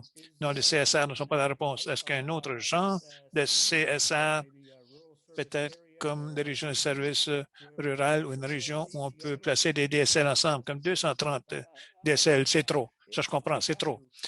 Il faudrait conduire le ministre Alain Fou si ce serait notre maire. Ça, c'est plusieurs personnes pour lesquelles vous êtes maire. Mais oui, nous devons avoir des représentants élus dans une région choisie. CSR 12, j'ai entendu des personnes qui ont dit du Nord, on ne sait pas ce qu'il faut dans le Sud. Il nous faut nous diviser peut-être en plus petites, peut-être 60 ou 40, je ne connais pas les chiffres, mais il faut représenter les personnes dans nos régions. Il faut avoir des représentations élues où nous pouvons nous lever et être comptés et être tenus responsables pour ce qu'on est responsable et les décisions que nous prenons pour représenter les personnes qu'il faut représenter et pour être votés à l'extérieur de là, ça ne les représente pas bien. Sans cela, nous n'avons pas de chance de faire que tout le monde s'accorde dans tout ceci. Et en septembre-octobre, pour un livre vert, c'est trop tôt même. C'est beaucoup trop tôt. Il faut vraiment nous regrouper ceci sur ce livre et d'être un peu plus, juste planifier un peu mieux pour que pour en faire l'élection fonctionner. Ben, merci bien. On apprécie d'avoir pris votre temps. On va passer maintenant à S. Cassidy et ensuite à John Goodfellow. Ensuite, on va continuer à notre dernier bloc. Dernière question. Bon. Bonsoir. C'est Susan Cassidy, maire de la communauté rurale de Hanwell. Et mon expérience d'avoir fait partie d'un comité DSL ainsi d'avoir le processus de devenir une communauté rurale suite à cela. Il y a des gens qui disent que les DSN doivent être mieux représentés au Conseil des CSR. Et je veux juste souligner que je crois que la plupart des groupes sont bien représentés. Les DSL et le chiffre, parce que c'est fait sur une base de la population au prorata. Une formule et qui peut décider de savoir combien de personnes y siègent. Mais il y a un formulaire pour ça. Et vous pouvez voir dans le CSR 11 où je suis, la ville de Fredericton a un siège. Ils ont 55 ou 60 000 personnes, habitants. La communauté rurale de Hanwell à 5. Alors, ensuite, vous avez le village de Harvey. Je ne peux pas utiliser Harvey. Le village de Tracy. Ils ont moins de 1000 personnes habitants. Dans les DSL, qui est peut-être 400, peut-être 1000, peut-être 600. Je pense que 600 personnes dans la région devraient avoir le même vote que la ville de Fredericton, avec 55 000. Alors, cet argument, ils doivent travailler sur cela. Il faut éduquer toutes les personnes à savoir comment c'est effectué pour avoir une bonne représentation, parce que je pense qu'il y a un rôle pour les CSR, les commissions, pour aider avec la collaboration régionale. Parce qu'il y a des domaines où on peut avoir cette collaboration et travailler ensemble, comme nous le faisons maintenant, sur les déchets solides, et ainsi de suite. Et bon nombre de différents parties et les loisirs fait partie de cela qui est soulevé souvent. Et à Hanwell, nous avons été des participants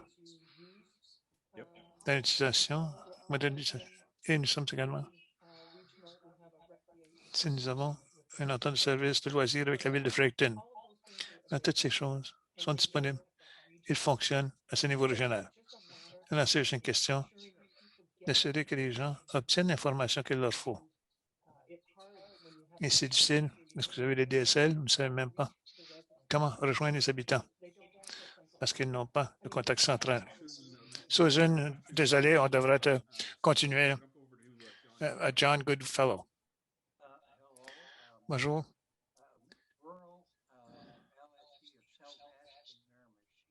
Chavas Miramichi du DSL. Dans ces DSL, les besoins ne sont pas tellement différents parce qu'on vit une ruralité, on a déjà des loisirs naturels et en plus de ça, les besoins varient. C'est le profil de l'âge des DSL et c'est une population vieillie. Nous voulons différentes choses. Les personnes avec des familles veulent différents loisirs et les personnes qui n'en ont pas, les gens que les familles veulent quelque chose qui est prêt, qui est disponible. On peut aller dans une heure et faire de la natation, etc. Ils n'ont pas besoin. L'installation chez eux. On fait la musique, les enfants vieillissent, peut-être qu'ils veulent jouer au hockey, peut-être pas. Et les gens vieillissent, il y a plusieurs personnes dans les DSL qui sont. Il faudrait que quelqu'un puisse subventionner 2 mois de vacances dans le sud, et au mois de février et au mois de mars, ou quelque chose de cette nature. Alors, la frais pour service, nous croyons à payer pour ce qu'on obtient. Mais c'est vraiment difficile de dire, eh bien, c'est où, on va tous se payer un tel montant. Il y en a de nous qui ne voulons rien. Ensuite, nous avons différents besoins. Ce n'est pas une méthode pour tous. Bon, merci, on apprécie cela. Et maintenant, on va passer à notre dernier bloc, la question. Alors, certaines régions de la province se heurtent à des difficultés comme la lutte contre l'étalement urbain et les lotissements ruraux à l'extérieur des limites municipales. D'autres régions jonglent avec des questions comme le développement industriel et la protection des ressources naturelles et des exploitations agricoles. Il est évident que l'amélioration de la coordination entre les plans d'aménagement du territoire et les aménagements futurs a un rôle crucial à jouer dans tous les domaines des problèmes de transport et même au choix d'installations récréatives, en passant par les impacts de l'environnement. Du point de vue pratique, comment pourrions-nous améliorer la coordination entre les plans d'aménagement des territoires et les aménagements futurs pour régler ces problèmes? Entre les plans d'aménagement du territoire et les aménagements futurs pour régler les problèmes. Daniel. Sorry. Okay. I believe Je crois en toute sincérité l'aménagement du territoire. Si vous voulez régler ces problèmes, il ne s'agit pas de régler un problème social ou un problème économique ou un problème écologique. Chacun de ces problèmes, quand on touche à l'un, il y a des conséquences pour tous les autres. Donc, l'approche doit être d'être plus intégrée. Il faudrait avoir des approches qui offrent des outils aux planificateurs pour venir en aide aux communautés. Si les planificateurs ne peuvent pas articuler la vision d'une communauté, la communauté aura beaucoup de difficultés à comprendre comment ils vont le faire. Alors, il faudrait avoir tous les outils qui sont disponibles un peu partout dans le monde, surtout ici en Amérique du Nord. Nous avons d'excellents urbanistes, d'excellents planificateurs. Ils ont des outils très intéressants qui certains n'ont jamais été utilisés dans cette province. Et parce qu'on ne les a jamais utilisés, ils ont dit, il y a des gens qui, ça ne marchera pas parce que ça vient de la Californie. Ce n'est pas vrai. C'est un problème que nous avons de penser que parce que ça vient de l'extérieur, ce n'est pas bon. Il faudrait l'adapter à notre contexte, bien sûr, et il y a une possibilité de le faire. Et cette conception de collectivité durable que nous ne nous servons pas. Je suis quelque peu frustré par l'absence de la province dans ce dossier. Alors, c'est important d'en discuter. Brian Wilson, vous êtes le prochain. Merci. Un point qui m'est venu à l'esprit, beaucoup de collectivités au Canada sont en mesure de fixer des taux d'impôt foncier distincts, commercial, industriel et résidentiel, et on s'en sert pour récupérer ces coûts. Le Nouveau-Brunswick opère toujours dans ce système et certaines des recommandations des années 60 ou 70 n'ont pas encore été mises en œuvre. Ça, c'est un avantage possible pour les localités, mais quelques défis importants en matière de mise en œuvre. Également, il faudrait pouvoir mieux communiquer avec les aménageurs. Et les aménageurs savent très bien à quoi s'attendre. Et on essaie de savoir qui essaie de concevoir quelle idée et comment on essaie de se servir de ces idées. Et toute la question de l'environnement, un des intervenants a parlé de miner le sol. Je ne sais pas s'il y a une possibilité que les communautés fassent partie des projets de surveillance en matière environnementale ou d'exécution de la loi. Je ne sais pas comment ça se fait, mais les municipalités auraient une certaine agence, un certain pouvoir, à savoir ce qui se passe sur le plan environnemental dans leur localité. Merci. Celui qui parlait des sols vient le prochain. Sally. Votre microphone est en sourdine. Ça va maintenant? Il me semble il y a deux raisons pourquoi les gens s'aménagent en DSL. C'est qu'il y en a qui veulent produire leurs propres aliments. Mais il y a également les gens qui viennent pour se sauver de l'impôt foncier des municipalités. Ce qui soulève la question, toute la question de l'impôt foncier dans les municipalités. Pourquoi les gens veulent sortir des municipalités? Parce qu'ils ne peuvent pas se permettre de payer l'impôt foncier. Il faudrait pouvoir se pencher sur cette question. Merci, Charlie. Passons à Justin. Et j'abonde dans le même sens. Par exemple, ici, Dans la ville de Saint George, beaucoup de gens pensent que nous avons toute une sélection d'entreprises, Tom Hardware, Subway, mais toutes ces entreprises se trouvent dans le DSL Fundy Bay parce que cela fait partie d'Apperloting, qui est base de l'intérieur de la ville de Saint George. Même nous avons le cimetière de catholiques de Saint George, ça nous appartient. Les bornes municipales sont là. Et la ville de Saint-Georges aimerait pouvoir contrôler ce territoire. Cependant, il y a tout un problème parce que nos impôts augmenteraient en flèche parce que nous n'avons pas de ces entreprises sur notre territoire, donc l'assiette fiscale changerait. Deuxièmement, nous serions liés, effectivement, parce que c'est de l'eau des trois côtés. Ah non, ce serait exclusivement la ville de Saint-Georges. Donc, nous serions enfermés tout à fait par l'eau et par la ville de Saint-Georges. Donc, il y a une dynamique qui crée un problème. Un autre problème, c'est à savoir pourquoi ces entreprises ont décidé de s'établir à l'extérieur de la limite de la ville. Il n'y avait aucune bonne raison de ne pas s'établir à l'intérieur de la municipalité. On est tout près de la route. Il y a c'est un autre avantage. Donc, quand nous parlons de ces lotissements, il faut revenir à la question soulevée par l'intervenante précédente. Pourquoi les gens s'établissent à l'extérieur des municipalités et tenter de faire du sens, à savoir pourquoi les municipalités cherchent les gens plutôt que les attirer. Merci, Justin. Passons à Dio. Comme j'ai dit tout à l'heure, les différences de planification locale font une différence. Nous avons fait une transition récemment. Nous avions un comité de planification. Maintenant, nous avons un comité de planification locale parce que c'est ça que voulaient nos résidents. Ils voulaient des personnes qui connaissaient la communauté locale, que ce soit ces personnes qui prennent ces décisions en matière d'aménagement du territoire.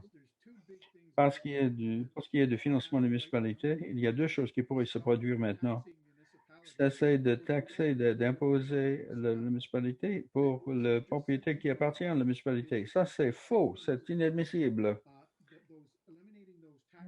L'élimination de ces impôts sur les municipalités, on pourrait s'en servir pour livrer des services municipaux aux résidents. La deuxième recommandation que je vous fais, c'est que la province transfère les terres vacantes à l'intérieur de la municipalité à la municipalité pour que ces propriétés puissent être développées aux meilleures fins, afin de générer des recettes supplémentaires pour les gouvernements municipaux et pour éliminer une partie de notre pénurie de logements. Et c'est une façon de faire la promotion de la croissance. C'est deux choses qui pourraient se faire.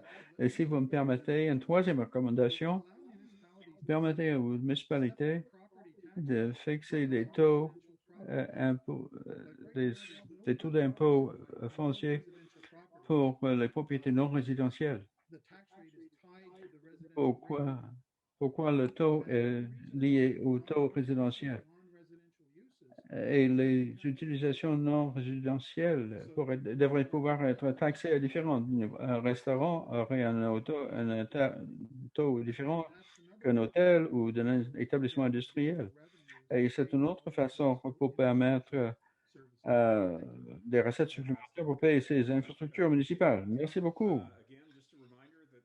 Je vous rappelle, il y a d'excellentes discussions et je vois quelques documents qui commencent à apparaître dans le chat.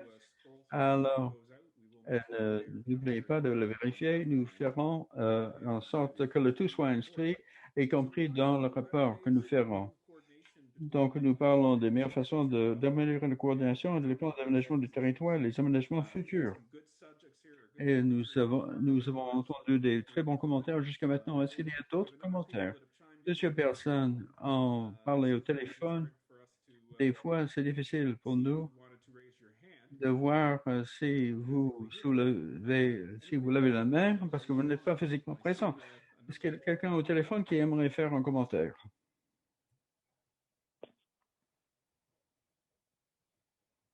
Caller, you're on the air. Alors, on vous écoute.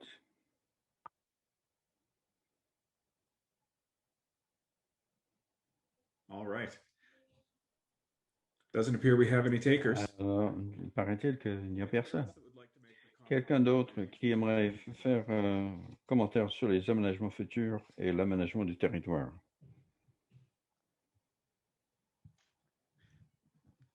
Guy. Qui? Merci. Merci. C'est une observation générale, puisque personne ne parle à l'heure actuelle. Je trouve que ce forum est très utile. Je pense que vous devriez songer à la possibilité des forums supplémentaires. J'ai participé au forum en anglais et en français, et en français, il y avait moins de participants. Alors, il y avait moins de dialogue, il y avait plus meilleur dialogue et les gens avaient plus d'occasion d'intervenir. Peut-être il faudrait plus de forums de langue anglaise serait utile parce qu'on a eu le double de personnes lors des présentations en langue anglaise et le même temps alloué que pour les présentations en français. Merci, Keith. À l'étude de l'heure actuelle, nous allons discuter en tant qu'équipe. C'est une excellente façon de consulter en pandémie et nous allons pouvoir parler de la réforme du gouvernement local. Alors, ça a été un succès cette semaine. Alors, restez à l'écoute. Passons à Justin Hatt et ensuite John Taylor. Je voulais faire une observation générale, pas en rapport avec la dernière question. Mais je suis d'accord, c'était très intéressant d'entendre l'opinion de tout le monde. Et je pense également, et je pense que les questions fondamentales ont été soulevées égard à la structure actuelle, ce qui définit une municipalité, quelles sont les différences entre une ville, un village, une communauté rurale, une métropole ou une cité. Je me rappelle d'avoir rempli, j'ai rempli un formulaire d'impôt en 2019 et selon le formulaire, on disait que Saint-Jean-et-Moncton était une métropole et Fredericton ne l'était pas. Donc, toute la question de la justice dans la représentativité des DSL. Je pense que tout ce processus, et je comprends très bien l'échéancier qui est établi pour le gouvernement, mais je pense que ces questions fondamentales ont été soulevées et vont créer, devraient s'attendre à beaucoup plus de consultations. John Taylor. Un autre point que je voulais mentionner, je ne sais pas si quelqu'un l'a signalé déjà, mais ça vaut la peine de penser à comment intégrer les Premières Nations à nos plateformes régionaux. Ce sont des entités très différentes que les gouvernements. Ils n'ont pas la même autorité provinciale, mais ce serait intéressant d'offrir l'intégration régionale à toute la communauté de provinciaux, y compris la communauté de Premières Nations. Passons à Daniel Savard. Et ensuite, je vais appeler un téléphone que je vois constamment sur mon écran. Daniel, à vous. Merci. C'est une suggestion pour la province parce qu'il semble qu'il y a plusieurs personnes qui parlent de l'étalement urbain. Il y a beaucoup de confusion. Les gens ne sont pas toujours au courant des possibilités qui s'offrent à nous. Et je fais la suggestion à la province, peut-être d'avoir des séances d'information. Je me souviens très bien que quand je travaillais pour la province il y a quelques années, il y avait quelque chose comme cela, mais ce n'est plus là. et toute la durabilité. Si vous voulez apporter quelque chose d'innovateur, il faudrait présenter là où nous en sommes et aider la population de Nouveau-Brunswick d'avoir l'information de base, à savoir comment ça fonctionne. Ce serait utile. Thank you, Daniel. I appreciate that. Merci, Daniel. So I'd like to invite J'invite, the phone number to go j'ai un numéro de téléphone, 506 506-261-6009. 6009. If that's you, Si c'est vous? Oui, bonjour, monsieur le ministre.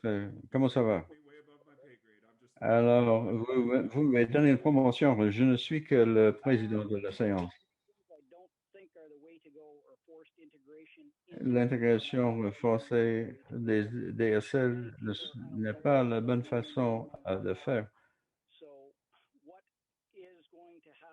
Ce qui va se produire, est-ce que les gens auront un choix s'il y a des DSL? Peut-être les gens sont contents. Alors, qu'est-ce qu'on va faire avec un plan de la province? great. We'll certainly take that in. Nous allons tenir compte de cette observation. Michael Tower, vous avez la parole. Michael? Yeah, Colin, my tablet didn't want to react to me. Alors, merci. Toute la question de l'aménagement du territoire, je pense que la province doit protéger les municipalités d'avoir les compagnies qui s'établissent dans les DSL afin d'éviter l'impôt foncier et les règlements. Ils sont établis pour protéger l'environnement et en même temps de protéger les DSL, d'avoir quelqu'un qui s'établit une entreprise qui ne devrait pas être établie dans cette région. Et puisque les DSL n'ont pas de voix élue, ils ont besoin de protection pour que certaines choses ne se produisent pas. Nous avions un DSL tout près de nous qui devait traiter de quelque chose et il n'avait pas de voix élue qui pouvait parler directement au gouvernement. Ils ont fini parler au député provincial de la région et tenter d'avoir de l'aide de notre municipalité. Nous avons fait de notre mieux, mais je pense que le gouvernement doit surveiller ça d'après.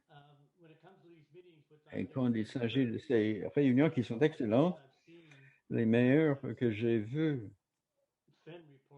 depuis le dépôt du rapport Finn, et je vois que le gouvernement écoute. Et M. Alain, je le connais personnellement, je lui fais confiance et je le respecte. Je pense qu'il fait un excellent travail et un peu de peaufiner, d'avoir les besoins de certaines zones. Si vous parlez de la région de Dorchester-Sackville ou la grande région de Sackville, d'avoir une rencontre avec tout le monde de cette région pour savoir le point de vue de ces gens-là, afin de pouvoir comprendre aux réflexions de tout le monde et d'essayer d'obtenir une meilleure acceptation des changements. Il nous reste 4 minutes et 3 personnes qui attendent. Alors, nous demandons à tout le monde d'être bref. J'abonde dans le même sens. Je pense que la province fait de bonnes choses. J'ai parlé à 522 personnes dans la municipalité. 70% ne sont pas au courant de ce qui se passe, malheureusement. Ils n'ont pas lu sur le journal. Nous avons fait un bon travail quand même, mais je pense qu'il faudrait plus de consultations afin que les gens puissent comprendre la signification de cette initiative. C'est une excellente consultation qu'on a eue jusqu'à maintenant, mais il faudrait faire davantage. Allow the true dialogue, and I think we can really come to consensus, but this is not the methodology for all people, unfortunately. Thank you. Thank you, Robert. Appreciate that. Next, we're going to go to Vernon quickly. Passons à Vernon. Merci. J'ai oublié de mentionner, il me semble que la trouvaille la plus importante du rapport Jean-Guy-Finn, ce n'était pas la création des commissions de services régionaux, mais la restauration des structures de gouvernement local un peu partout sur le territoire de Nouveau-Brunswick. c'est l'élément qui manque dans le livre vert. J'ai une question. Peut-être vous n'aurez pas le temps d'y répondre. Mais je fais un lien dans la section. Qu'est-ce que c'est une partie prenante? Qu'est-ce qu'un citoyen? Dans le cadre de cette discussion, qu'est-ce que la différence entre les parties prenantes et les citoyens? Est-ce que les parties prenantes sont les gens élus? Merci, Vernon. Passons à Lee. Et ensuite, nous mettrons fin à la session. J'aimerais pouvoir adresser cette question d'un déficit démocratique dans les districts des services locaux.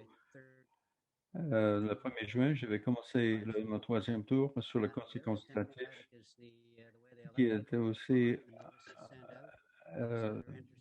démocratique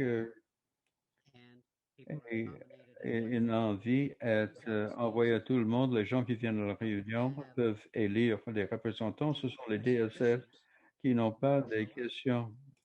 Les personnes qui n'ont pas de problème comme tel ne viennent pas à la réunion. Le fait qu'il ne faut pas présumer que le monde est malheureux avec le statu quo. C'est tout à fait le contraire. S'ils étaient mécontents, effectivement, les gens viennent révoltés lorsqu'ils sont maltraités. Alors, je ne crois pas qu'il existe un déficit démocratique. Pas la dernière élection, mais l'élection précédente, c'était les conseils consultatifs de DSL. On nous a dit que c'était la dernière fois. Il y avait très peu de monde. Cette dernière ronde d'élection, nous attendions à ce que le tout soit administré par élection de Nouveau-Brunswick. Mais le gouvernement local, ou le ministère des gouvernements locaux n'y a pas donné suite. Mais il est présomptueux de dire que les gens dans les DSL ne sont pas représentés. On parle des services de base et la plupart des DSL, c'est la collecte des vidanges, le recyclage des déchets solides, et ça se produit et ils ne sont pas frustrés. Merci, Lee. J'en suis fort reconnaissant. Nous arrivons à la fin de la séance. Avant de terminer, je demande au ministre Alain de revenir à l'écran et de faire des derniers commentaires. Merci, Jan. Et merci tout le monde de cette excellente discussion ce soir. Ça a été un excellent exercice et comme M. Gou a dit, nous allons revenir avec d'autres possibilités, des modèles, les modèles économiques, comme nous en avons discuté mardi soir. Nous avons eu une excellente discussion. Il faudrait viser ce que nous voulons faire. Après avoir eu une excellente conversation et tout le monde a partagé ses idées, comme Riding a dit, il y a beaucoup de gens qui soumettent la documentation à savoir ce que nous devrions faire. Alors, merci à tout le monde. Je veux réitérer, le statu quo, ce n'est pas une option. Il est temps de faire la réforme dont nous parlons depuis 20 ans. Nous existons dans une structure qui est en place depuis plus de 60 ans. Nous voulons importer la démocratie à 30% de la population de Nouveau-Brunswick. Ils veulent avoir un mot à dire sur la qualité de vie. C'est très important, comme M. Reid l'a dit très bien, que les gens sont très à l'aise avec ce qu'ils ont. Mais je veux qu'ils aient la capacité de voter. Il est important que les gens puissent voter pour décider de leur qualité de vie. Parce qu'avant 67, ils avaient cette capacité de voter. Nous voulons aller de l'avant en 2021. Il est grand temps de le faire. Nous voulons garder les régions rurales. Il y a des pratiques urbaines qui envahissent les régions rurales qui ne conviennent pas, comme Lois Corbett l'a dit, pour la planification durable pour notre environnement, comme par exemple le DSL de de la paroisse de Moncton de 10 000 personnes. Une personne qui vient d'investir beaucoup d'argent dans un verger de l'autre côté. Il y a une ferme avec des vaches et 200 maisons d'une valeur de 400 000 $ et davantage. Guigulna pourrait commencer une fabrique de pétrole. Personne ne pourrait nous arrêter. C'est pour ça que l'aménagement du territoire est si important. Le forestier, l'agriculture, les pêches soient bien soignées. C'est ça qui a créé le Nouveau-Brunswick. Il faudrait l'accès à l'Internet, il faut des bonnes routes. Et c'est ça le sens de l'aménagement. La collaboration régionale a été discutée également. Et c'est très important pour nous. Et nous avons besoin de nous assurer que nous ayons des services durables pour que si nous n'allons pas de l'avant sur les 4 piliers, y compris la collaboration, nous allons perdre les services, l'infrastructure et nous allons perdre les possibilités de développement économique. Il faudrait trouver cet équilibre entre le développement économique, la bonne planification et d'avoir les bons outils et d'assurer l'aménagement du territoire pour assurer le succès de notre prochaine génération, pour que ce soit en meilleur état que quand nous l'avons reçu. Merci pour vos discussions. Tout le monde ne sera pas content avec cette réforme. Peut-être nous ne sommes pas allés assez loin, nous n'avons pas solutionné tous les problèmes de Nouveau-Brunswick, mais il est important d'aller de l'avant et il est important de régler ce dossier pour les Nouveau-Brunswickois. Nous en parlons depuis des décennies. Je vous remercie sincèrement de votre temps ce soir. Nous avons eu d'excellentes idées et nous irons de l'avant. Et je remercie le député Guy Crossman qui est présent, un député provincial qui est présent ce soir, et mon collègue de l'Assemblée législative. Et bonsoir. Et allez-y, les Habs, les Canadiens. Merci, Monsieur le ministre. Et cela met fin à notre séance. Je profite de l'occasion de remercier tout le monde, de leurs participants, leur civilité, leurs idées, leur engagement. Nous avons 4 séances ce soir. Nous remercions Maurice Robichaud qui nous a aidés avec, comme président, les 2 autres séances francophones. Merci beaucoup d'avoir participé. Vous pouvez toujours envoyer vos commentaires à gnb.ca.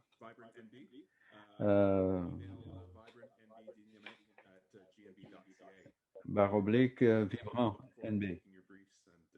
Et alors, profitez bien de la belle soirée et on se reverra.